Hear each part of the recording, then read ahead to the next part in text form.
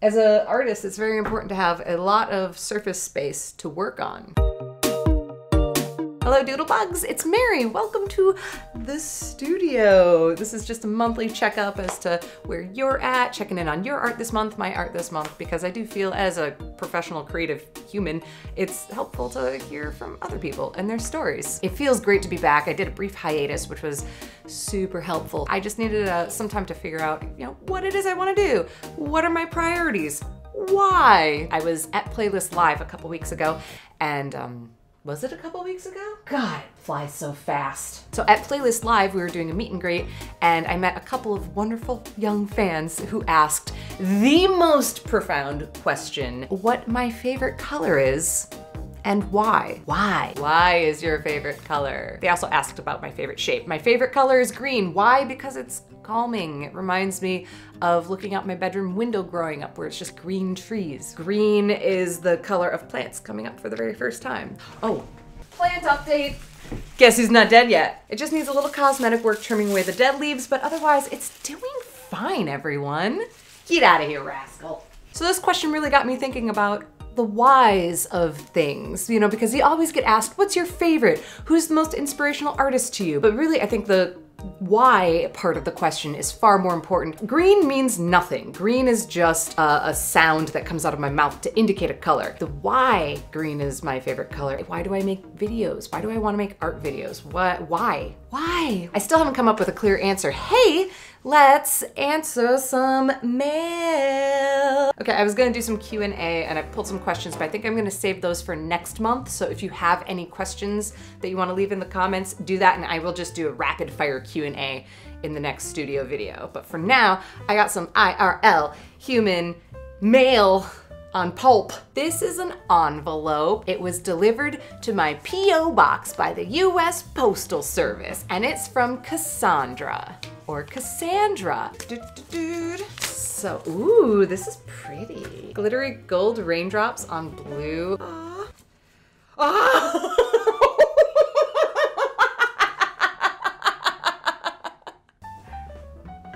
I opened it up and Tom was looking at me. I don't know why that was so funny. Why is that funny? It's not funny, but it's funny. That just, oh. With love and thanks, Cassandra. Thank you so much. Hang on, I gotta take a moment.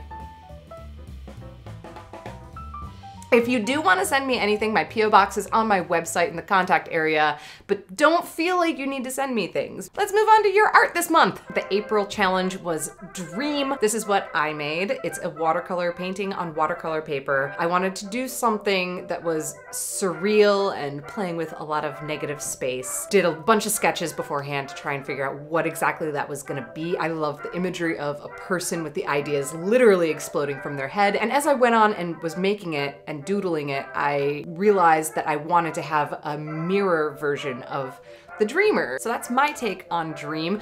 But your art this month, there were a lot of amazing pieces that were created and posted online. Here's just a handful of featured ones in no particular order, in no way saying these are better than all the others. These are just a handful that caught my eye. Here we go. So this first one is from Mika M. over on the Twitters of this crow looking at something blasting off into the sky. I really enjoy the edge of this image, how it's almost like a cloud bubble and then it goes to white as if it all takes place within a thought bubble. This one from Lingua Degato, I think I was drawn very much to the style. The take on Dream too, they explain that they want to explore the darker side and how being a dreamer can sometimes isolate you. And of course, octopus. This is from Izzy FM, who did multiple postings of the process of this. So sci-fi, so futuristic-y. Excellent design, very clean. Simple, but detailed enough. Brenda Evangelista did these crows, the texture of this. I love it. It kind of reminds me of, off the top of my head, Dave McKean, who did the Ghost, or the Graveyard Book illustrations. You know what I'm talking about. The blue is a good touch, just abstract enough, but you know what you're looking at. Like a real dream. French Toaster did some calligraphy or some text design. Fun, it's funky. Kira Joe did the jellyfish, I love when digital art uses very painterly effects. He did. Oh, I looked at this and I related to it so hard because the night before I was so tired, but I had to go to the bathroom so badly, and I was that person. Melvin Paley did a fantastic job of recreating these characters in the appropriate style. The Roadrunner's eyes is what does it for me. They're just the half-lidded eyes and the blood. Aviva Goodman. I'm really attracted to the bedding with the shadow, gives it just enough depth of the sheets, and the fact that the face is left blank. Sometimes you don't need to explain everything in a painting. Lulovia, great presentation. Feels very much like, oh, what's his name? Magritte. And again, not needing to fill in every detail. On the other hand, Lady Iliart did this beautiful detailed watercolor of what appears to be a guinea pig riding a seashell. Meerschweinchen? Meerschweinchen. It's in German. I'm trying. Dishwashi! You know I'm in love with your style, and those sheep, those dog-like sheep are so great. Naomi Jane art. I want you to make the art for my album. Solus Feliz. That's such a different take on Dream. I was going through the hashtag seeing all these ethereal and whimsical and beautiful things, and then Freddie's there. It's like, yes, yeah. That's the whole point of this. I love seeing how many minds think in many different ways. Uchuete? I don't know how to pronounce, but this is a really interesting style. I can't tell. It says acrylic, so it's not digital. Is this painted on cardboard? Because it looks really cool. The texture. Babeliscan office art is making really horrific children's books. So creepy.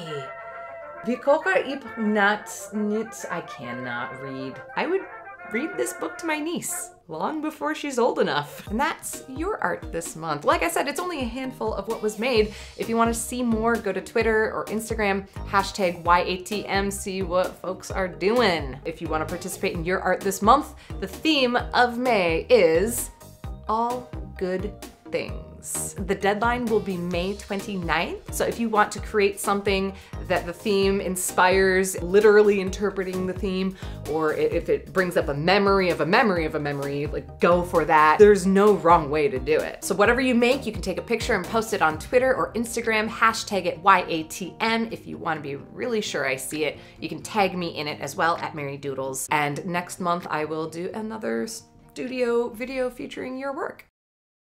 Hey, thank you for watching Doodlebugs. I make art videos on this channel every week, so you can subscribe to keep up with that, or follow me on all the social medias for extra little goodies. Or you can just dump all of your technology into the ocean and forsake it and say, you know what, I'm a free person. I don't need these distractions. The choice is yours, A or B. What's gonna make you happier? I can't tell you what to do.